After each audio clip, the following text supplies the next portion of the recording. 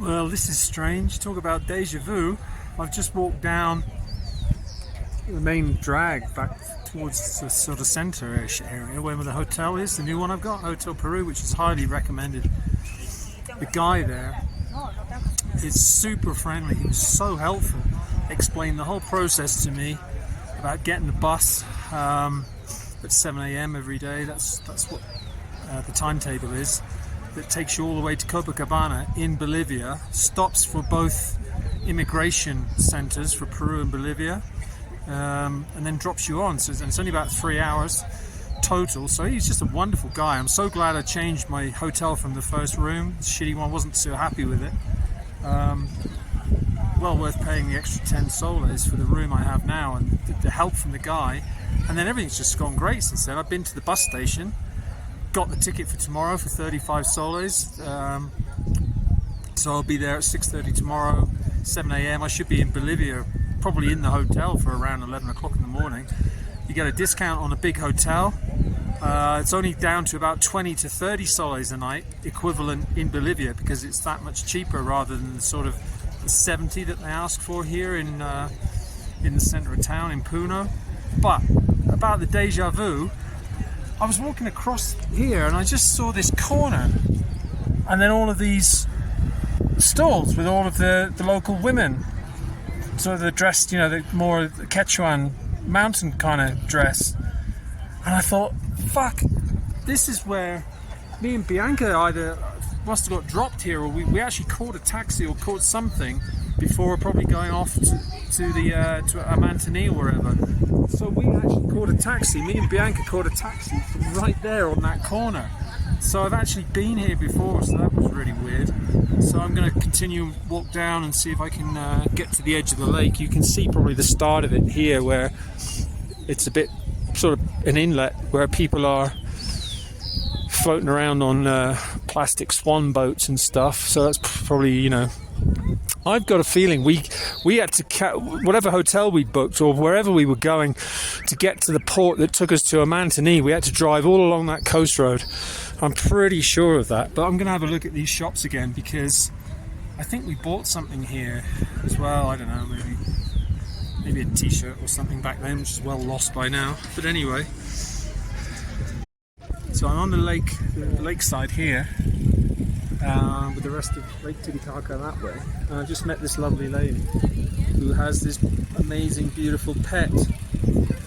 Señora, ¿qué es el nombre de águila? Es un águila andina, adiestrada. Águila andina. Sí, es bonito, ¿no? Águila que está en toda la cordillera de Perú, Chile, Ecuador y Bolivia también. Ajá. ¿Y qué es la comida? Su dieta es palomas, conejos, ratones. Ratón. Son carnívoros. Carnívoros, sí. Y no pesca, ¿no? ¿También? Sí, también. Sale a ¿Pesca cazar. del lago? Acá en el lago, no, en el campo abierto. Conejos, vizcachas, campo abierto. Eso es cuando ve su presa. Es no posible para tocar, ¿no? Porque es tocarlo sí, mordido, se puede ¿no? tocar acá el poquito. ¿Un poquito? Probablemente, pero cobra. Wow. Muy grande, bonito, ¿no? Ah, es no en vídeo. Sí, él sale a volar también, sale a cazar sus presas. También lo mandamos a cazar al campo abierto. Okay. Sí, se llama Andino. Andino. Andino, tiene 13 años. 13 años. 13 años. Nació en cautiverio, vive en cautiverio. ¿Es rara ahora? Es muy rara. Sí, ellos están en la altura más que todo. Ah. Lo podemos ver rara vez. Cuando estamos yéndonos de viaje en la carretera podemos observar. Ellos salen a cazar sus presas. Son no mucho en la naturaleza al momento, ¿no? Sí, no mucho, solo podemos verlo arriba y va lejos. Ah, sí. Ok, muchas gracias, señora. Gracias. Okay, chao. Adiós. Well, that was a little 5 sole thing, but she was a nice lady, eh? I'll show you what the bit of a nice the local dress it looks like. So here's the the local marina, just on the shores of Puno here. So there's Lake Titikaka, which obviously goes, I don't know how many miles, but it's a long way, and it about halfway across the center of it, obviously it borders Bolivia, so Bolivia owns a part of it, as does Peru, which is why it's that was an option that the hotel owner did explain to me, but it's a lot more complicated to sort out the immigration, but it is possible to cross over by boat if you want to go through a lot more, probably, you know, immigration paperwork and whatever. So, but the Puno bus is definitely the easiest option, certainly for getting out of Peru, it seems, compared to what I had to do from Iquitos to the border with Colombia and Brazil, just because the journey's so long on the ferry from Iquitos, 24 hours up to Santa Rosa, and on a freezing cold ferry, which I will never do that journey ever again. But anyway, that's history. And that is the hill backdrop to Puno. So very mountainous on all sides. We came in over a really high point last night in the dark on the bus, and you could see the whole of Puno lit up. But we were really high up, somewhere probably over there, looking down onto the city in the middle, all lit up. It was really nice. I think it was, I looked on Google, I think it's, what is it here, I think it's about 3,200 meters above sea level here, so about 12,000 feet, but no difficulty breathing anyway. So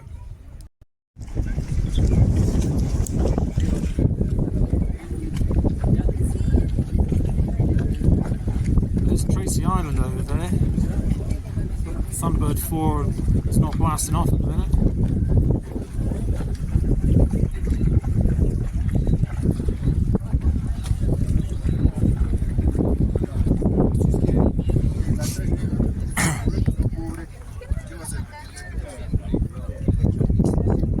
So I've just checked Google, and the elevation of Lake Titicaca is actually 3,800 meters, so it's higher than I thought.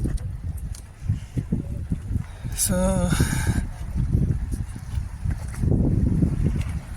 oh, it looks like an old steam cruiser there. Look.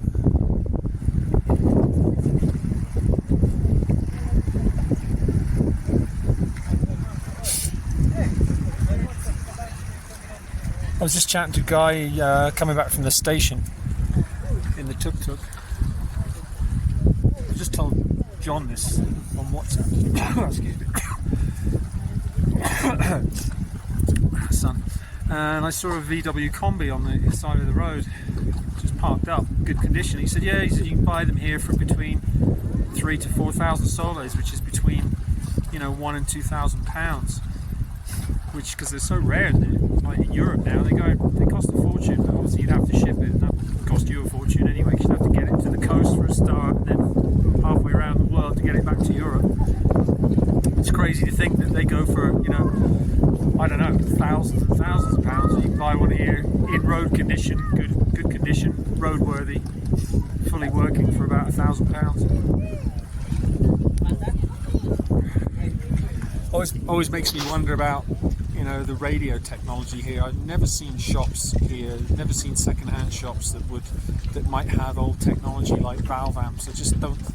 I don't know whether they're still in people's houses and still being used. Who knows? But you know, whether they bothered buying it, probably not.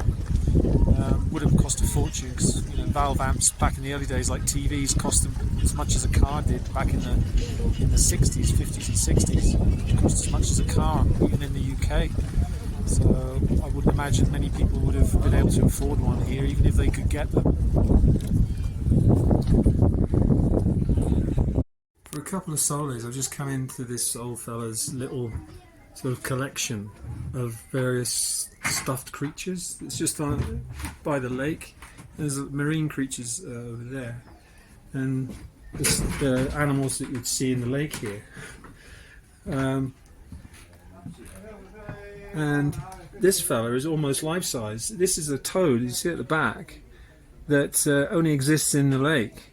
And it's 50 centimeters, grows up to 50 centimeters and eats little fish. So this model is not actually that much bigger than a real one of this type of toad. Very bizarre. But what I really wanted to get on video was what's behind me, which was that. Because now that, very detailed with the dragon on top,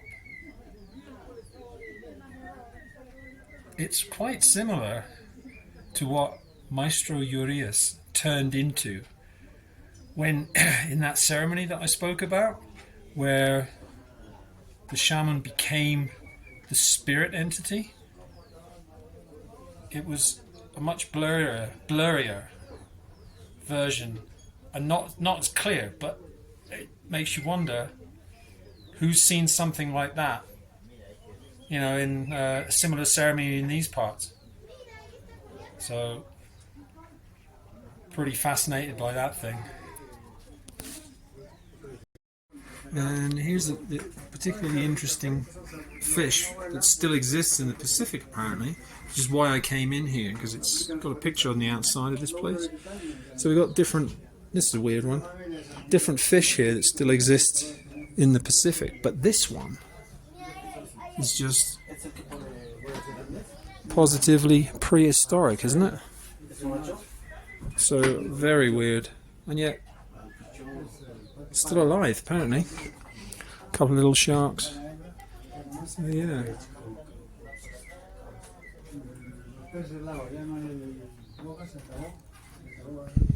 So for 2 soles, that'll keep you occupied for 10 minutes.